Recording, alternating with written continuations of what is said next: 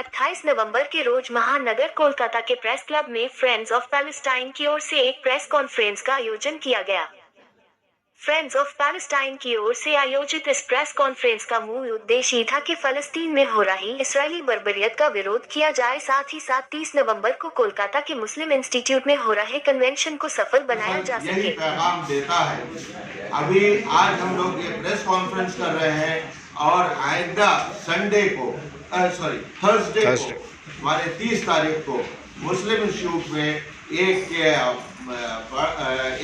बहुत सारे अलग अलग मजहब के लोग आएंगे और वो भी आप देखिएगा कि इसी तरह की बात करेंगे कि अब जंग बहुत हो चुका, मारना मरना बहुत कुछ हो चुका, अब हम लोग इसको ये सिविल सोसाइटी हम लोग इसको बर्दाश्त नहीं करेंगे।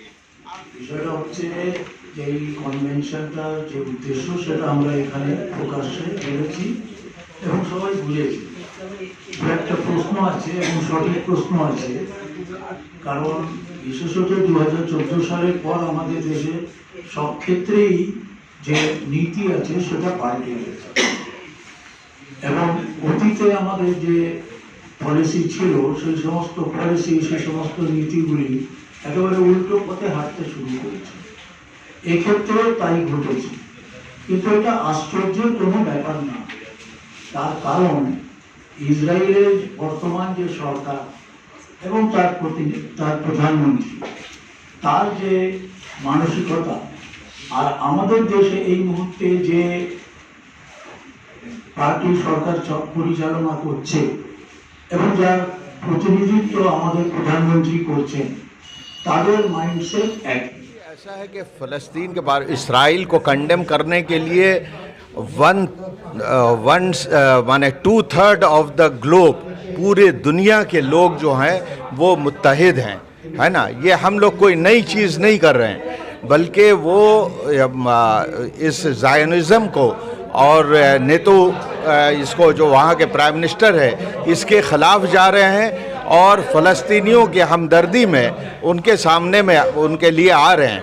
हम लोग भी वही काम कर रहे हैं कि जो जालिम है, देखिए जो जालिम है उसका हाथ पकड़ना होगा, उसको बैठाना होगा कि तुम जुल्म कर रहे हो, उसको बताना होगा, और जिसके ऊपर में जो मजलूम है, जिसके ऊपर में जुल्म हो रहा है उसको दिलासा देना होगा। यही हम लोग हिंदुस्तानियों का या पूरे इंसानियत का यही शेवा रहा है।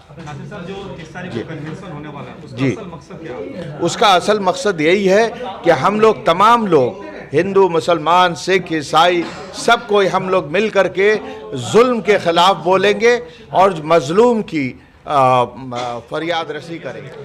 देखिए, इसराइल ने जो ऐलान किया है जंगबंदी का, इससे पहले इसराइल ने क्या क्या किया है और क्या क्या नहीं माना है उसको भी देखना चाहिए। तो हम लोगों में महसूस करते हैं कि इसराइल ने जो कुछ ऐलान किया है वो किसी न किसी दबाव के तहत किया है, किसी न किसी मंसूबे के तहत किया है, किसी न किसी साजिश के तहत किया है। और मुझे नहीं लगता जो माजी का रिकॉर्ड है इसराइल का, उसने यूएनए का रेजोल्यूशन को कबूल नहीं किया, जो एग्रीमेंट को नहीं माना, तो वो आज कैसे हम मान ले कि वो जंगबंदी को मान लेगा। और सबसे बड़ी बात है कि आज का एंड था, उसका डेट ख़त्म हुआ था, लेकिन साथ ही साथ यस्टरडे बेंजामिन याहू ने ऐलान किया कि अपने फ़ौज को तैयार रखा और हमले के लिए अपने फ़ौज को तैयार रखा। तो इससे उनके माइंडसेट का पता चलता है कि वो क्या चाहता है। और हम लोगों की ये कोशिश है कि प्रेम का जो भावना है, जो भारतवर्ष में जो यहाँ का ये रहा है, संपत्ति रही है, उस संपत्ति के प्रचार पूरे विश्व में हो। एक दिन का जो सेमिनार हो रहा है या ये पहले एक कन्वेंशन हो रहा है, उस कन्वेंशन से क्या होने वाला है? देखिए, होना तो कुछ ऐसे नहीं है, इसलिए कि ये इंटरनेशनल एक मुल्क है, एक इंटरनेशनल पॉलिसी है। लेकिन हम इतना तो ज़रूर कर सकते हैं कि हमारे देश में जो लोग हैं उनका एक सोच है, वो सोच एक मुल्क के बर्बरियत के ख़िलाफ़, जुल्म के ख़िलाफ़ सामने आए।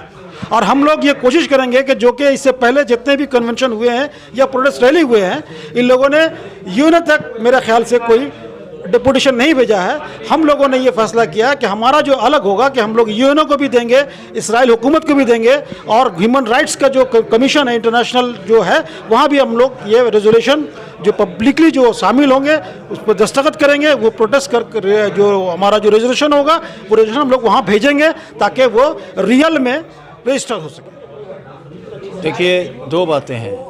एक है, प्रधानमंत्री ने कहा है कि India stands beside Israel during this hour of trouble. लेकिन प्रधानमंत्री हो सकते हैं, लेकिन सारे भारत के लोगों के प्रतिनिधि नहीं हो सकते। यही बात हम लोग अपने कन्वेंशन से समझाना चाह रहे हैं कि और भी लोग हैं, और भी ख्याल रखते हैं, और सिर्फ प्रधानमंत्री का ख्याल ही सही ख्याल नहीं है या वही देश के रिप्रेजेंटेटिव नहीं हैं। और भी लोग हैं जो अपना ख्याल रखते हैं और उनका अपना विचार जो है वही विचार हम लोग रख रहे हैं। दूसरी बात ये है कि हम लोग जो मैसेज देना चाहते हैं वो ये है कि फ़लस्तीन पर जो ज़ालिमाना हमला हो रहा है, जो बर्बराना हमला हो रहा है, हम फ़लस्तीन के मज़लूम लोगों के साथ हैं। उनके जो जद्दोजहद आज़ादी है, उनका जो फ्रीडम स्ट्रगल है, हम उसके साथ हैं। हमारे मुल्क में जब आज़ादी की लड़ाई लड़ी जा रही है तो हमारे देश के बड़े बड़े नेता या हमारे जो कौमी रहनुमा थे, नेशनल लीडर्स, वो लोग दूसरे मुल्कों में जाया करते थे वहाँ की हिमायत लेने के लिए, क्योंकि सबसे बड़ा हिमायत जो होता है वो आवाम का हिमायत होता है। जनता जिसको हिमायत करेगी तभी किसी मुल्क का लड़ाई जीता जाएगा, चाहे वो अपने अंदर हो चाहे बाहर हो। तो सेंसिटिव बना करके, इमोशनल बना के अपने तरफ लाना चाहते हैं, और हम इसी चीज़ के ख़िलाफ़ हैं कि हम कहते हैं कि आवाम का जो रोज़मर्रा का ज़िंदगी है उसमें सुधार होना चाहिए और उसके लिए लड़ाई होना चाहिए। मज़हब है, ये मज़हब आगे भी था, चाहे वो यहूदी मज़हब हो, चाहे वो हिंदुस्तान का हिंदू मज़हब हो, चाहे वो सारे दुनिया में इस्लाम हो। हर मज़हब हज़ारों बरसों से है, लेकिन कभी लोगों के अंदर आपस में मज़हब के नाम पर लड़ने नहीं देखा गया है। ये हुक्मरान है जो अपनी हुकूमत को कायम रखने के लिए इस किस्म का फ़लसफ़ा ईजाद करते हैं। हमारा काम आवाम को समझाना और उनके जुंगल से हटा करके सेकुलर ताकतों की तरफ, प्रोग्रेसिव ताकतों की तरफ लेके आना है, डेमोक्रेटिक ताकतों की तरफ। यही काम हम लोग कर रहे हैं।